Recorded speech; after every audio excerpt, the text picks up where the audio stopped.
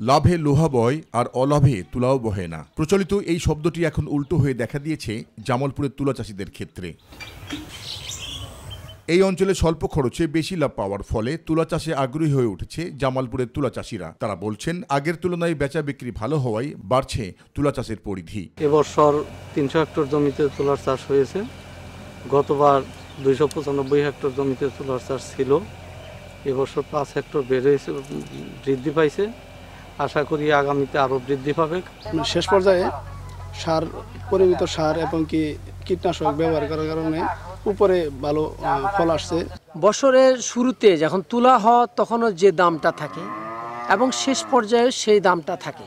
এই জন্যই আমরা প্রত্যেকটা কৃষকই বলা চলে লাভবান। তবে প্রশিক্ষণের পাশাপাশি আর্থিক ও প্রযুক্তিগত সহায়তা পেলে এই শিল্পের বিকাশ হবে বলে মনে করছেন সংশ্লিষ্টরা। আমার জামালপুর জেলায় এবছর 300 হেক্টর জমিতে তুলা চাষ করা হয়েছে।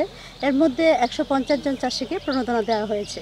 আমি আশা করতেছি প্রতি বিঘা জমি থেকে কৃষক ভাইরা 15 থেকে 20 মণ হারে ফলন পাবে। তবে সরকারি পৃষ্ঠপোষকতা পেলে এই শিল্প থেকে বিপুল পরিমাণ রাজস্ব আয় করা সম্ভব বলেও মনে করছেন তুলা চাষিরা।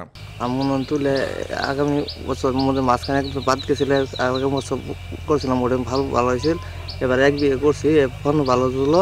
সামনে বছর 2-3 বিঘা বাড়াতে চেষ্টা করবো। এবার 2.5 পাখি তুলে করছি।